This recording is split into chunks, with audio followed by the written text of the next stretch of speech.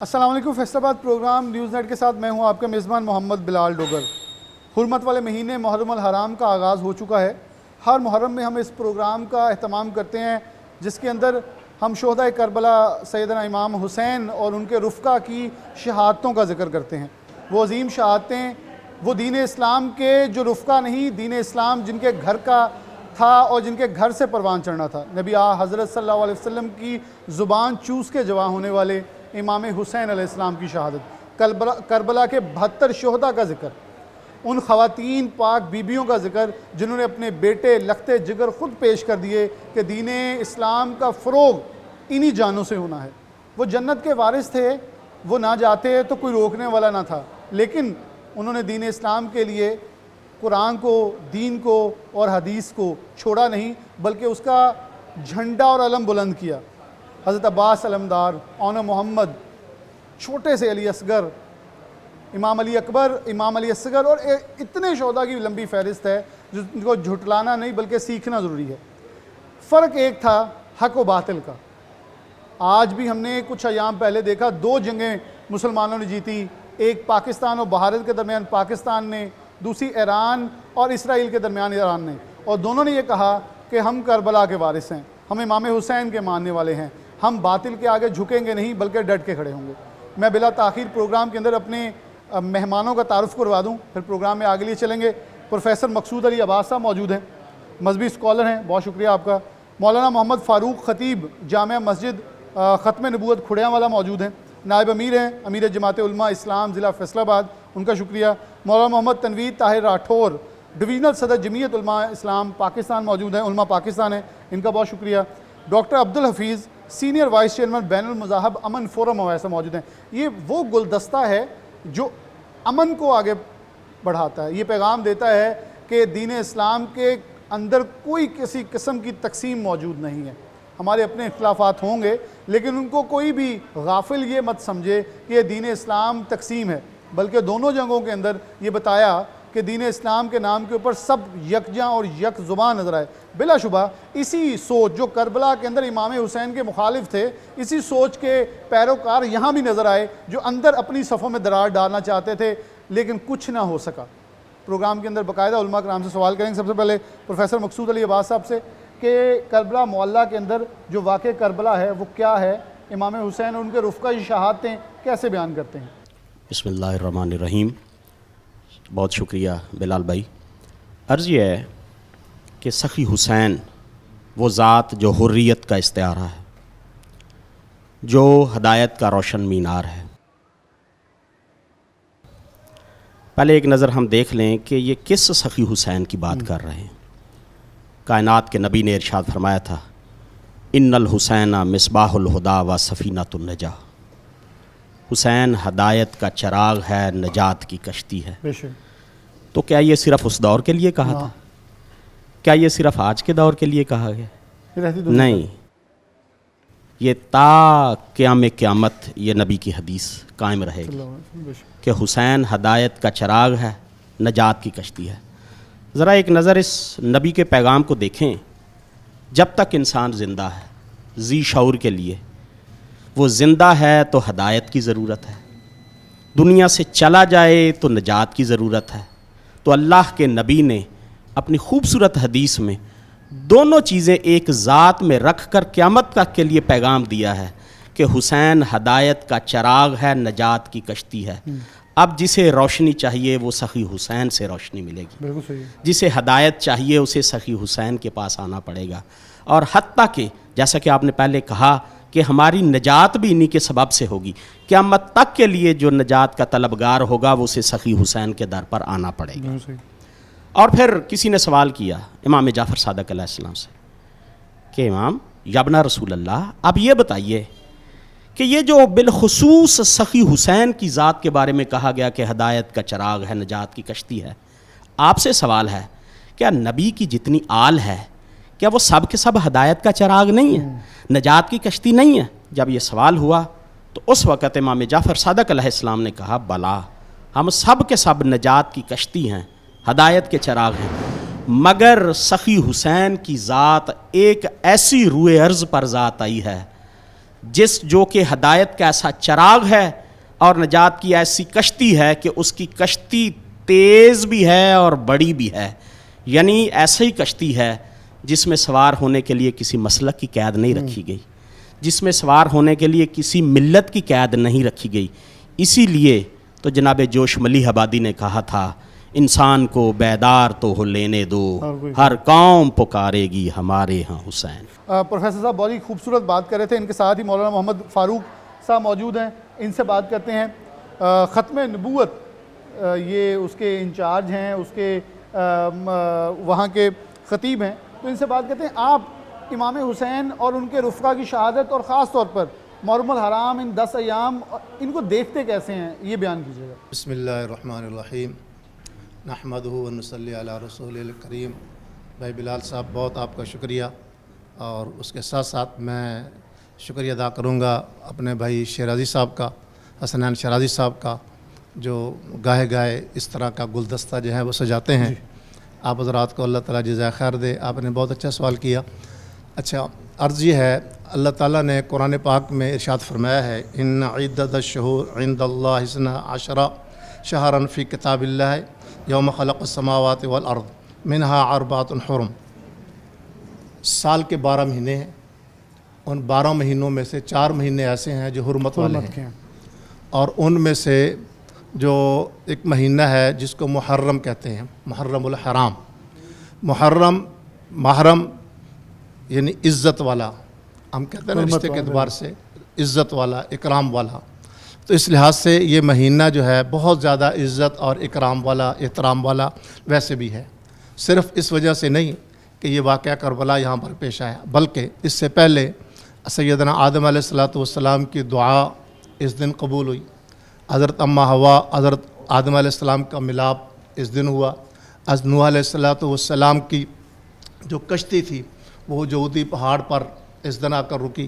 سیدنا ابراہیم علیہ السلام پر جو نار گلزار وہ آج کے دن ہوئی.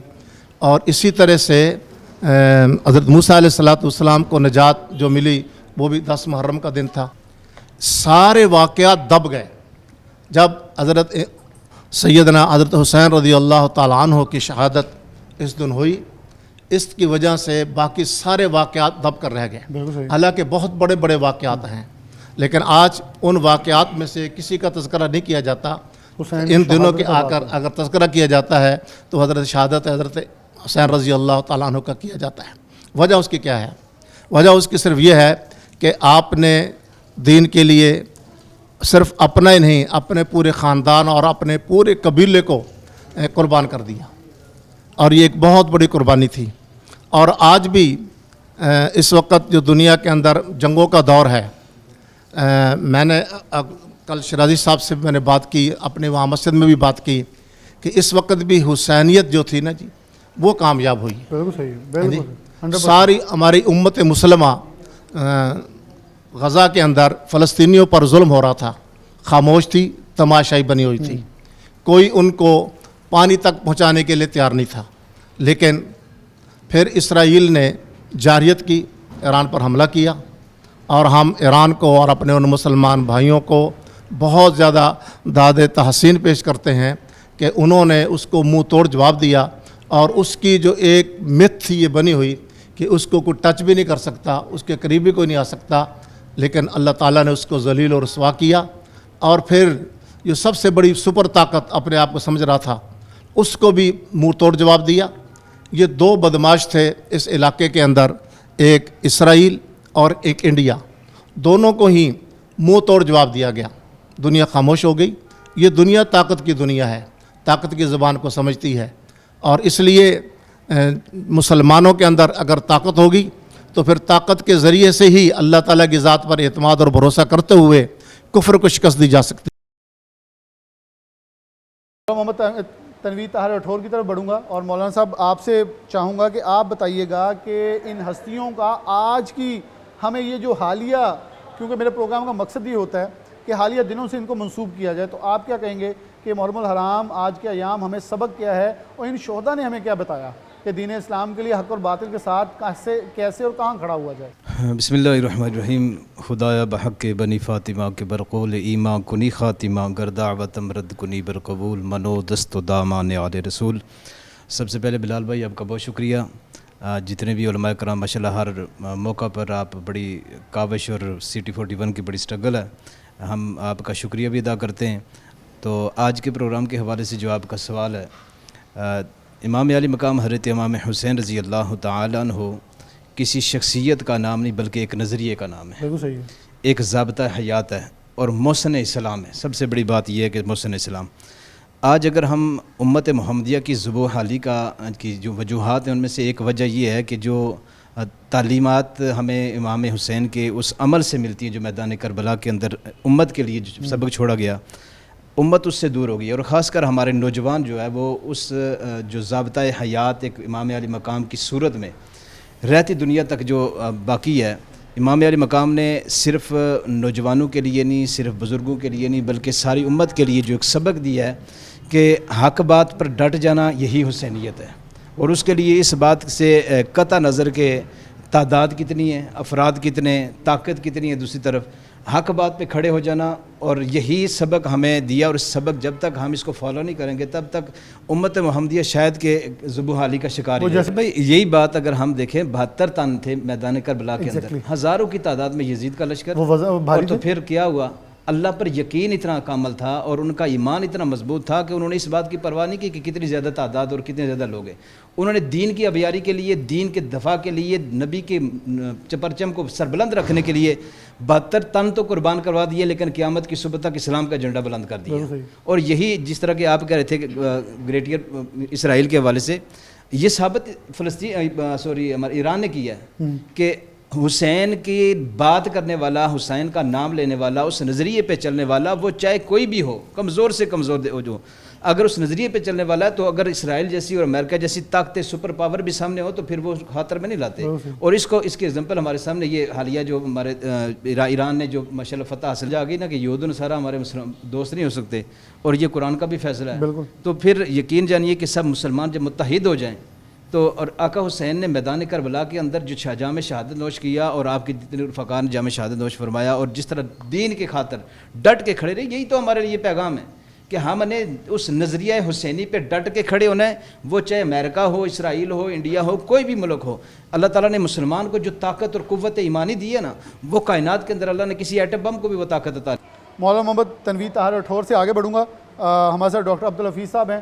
ڈاکٹر صاحب, آپ کیسے دیکھتے ہیں کہ اس پورے جو واقع کربلا ہے یہ صرف 10 ایام کی بات ہے, سال کی بات ہے, سال کی ہے, تو امام حسین کی زندگی کیسے اور کیا سیکھنا ہے, یہ ذرا آگاہ کیجیے گا. اعوذ باللہ من الشیطان الرجیم. بسم اللہ الرحمن الرحیم. ان اللہ اشتری من المؤمنین انفسهم واموالهم بان لهم الجنہ. بلال بھائی بہت شکریہ آپ کا بھی, CT41 کا بھی, اور جتنے بھی احباب اس کاوش کو لے کر چلتے ہیں. یہ ایک بڑا خوبصورت پیغام یکجہتی کا, رواداری کا, اتحاد امت کا جاتا ہے پوری دنیا میں. تو اس کے لیے ہم آپ کو خراج تحسین پیش کرتے ہیں.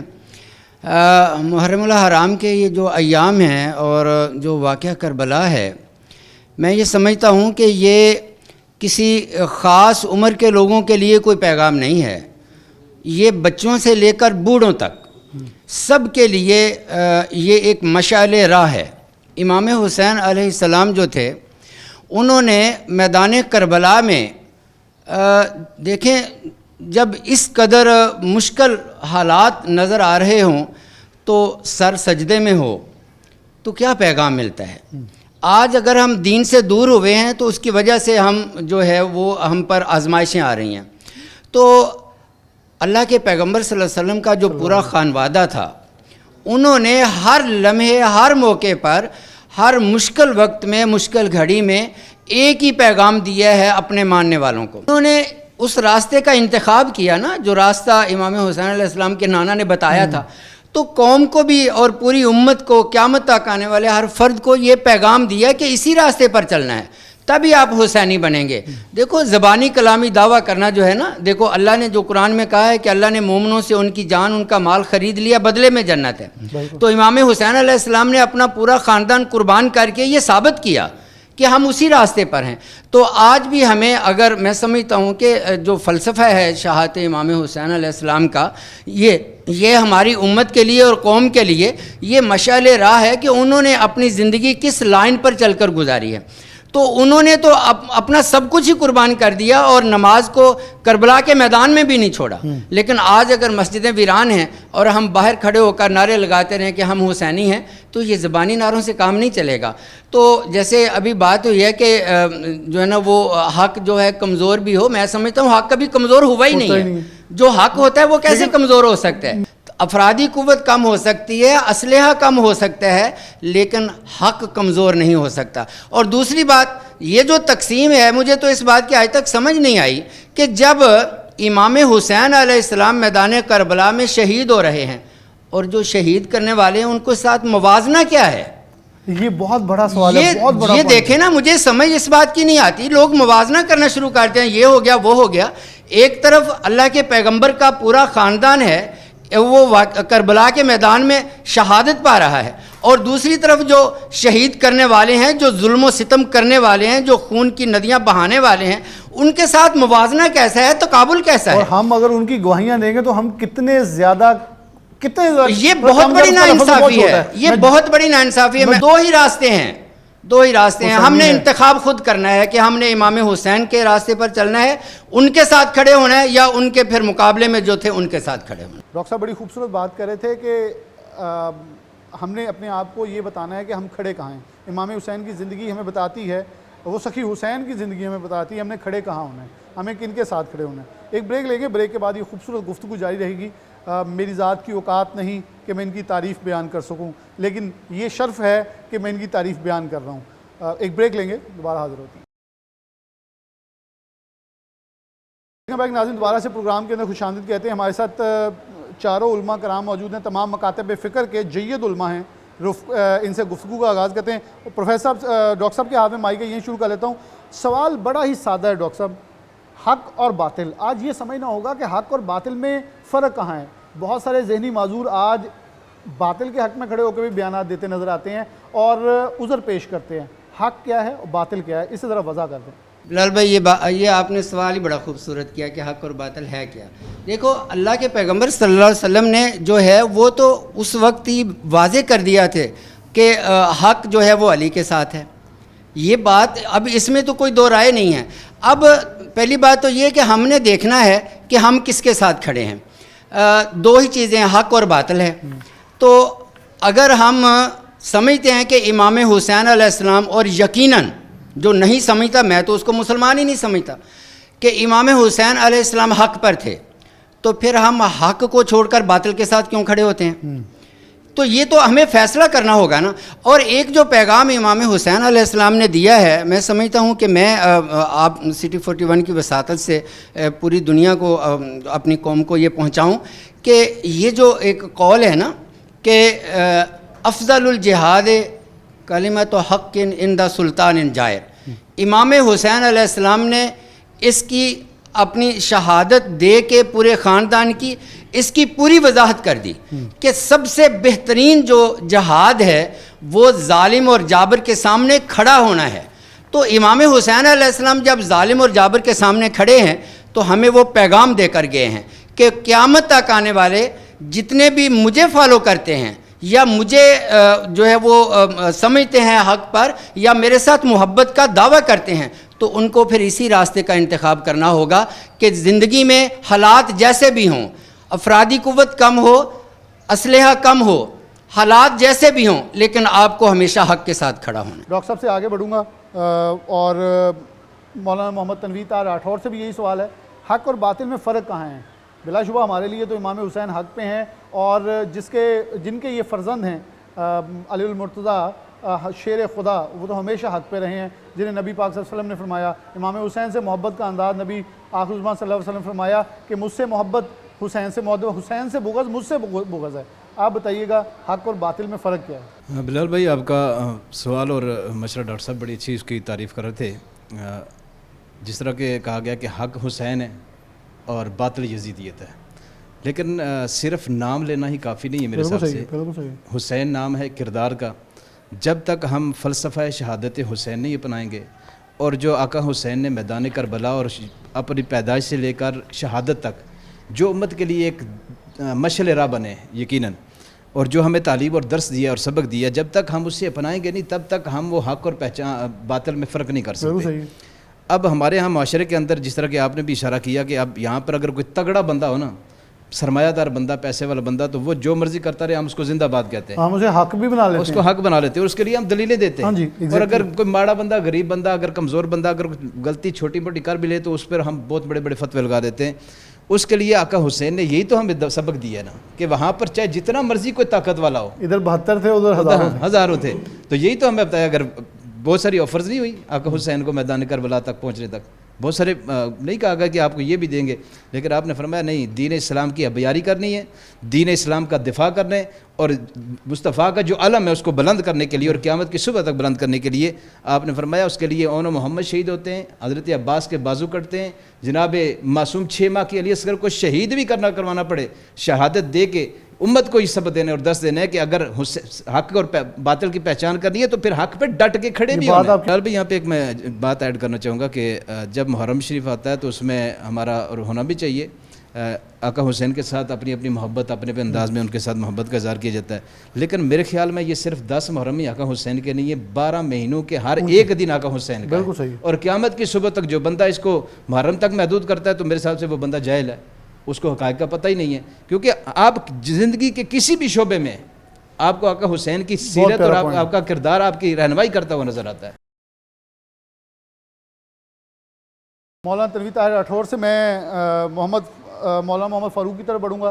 جیسے میں نے پہلے کہا، یہ ختم نبوت پاکستان کے کھڑیاں کے اندر خطیب ہیں، تو جس نبی کے نام کے اوپر ختم نبوت ہے، جو آخری نبی ہمارا ایمان ہے، ان سے جنہوں نے گڑتی لی، ان سے جنہوں نے تربیت لی، وہاں حق اور باطل آپ کیا ڈیفرینشیٹ کریں گے کہ حق امام حسین نے کیا بتایا اور باطل کیا ہے؟ دیکھیں جی بلال بھائی، بات یہ ہے کہ حضرت حسین رضی اللہ تعالیٰ عنہ کا جو مد مقابل تھا، ایک بات ہے کہ قرآن پاک سے ہمیں ایک رہنمائی ملتی ہے، یا ایھا الذین آمنوا لا تتخذوا اليہود والنصارى اولیاء بعضهم اولیاء بعض، کہ یہود اور نصارہ کو دوست نہ بناؤ، یہ آپس میں ایک دوسرے کے دوست ہیں، تمہارے دوست نہیں ہیں۔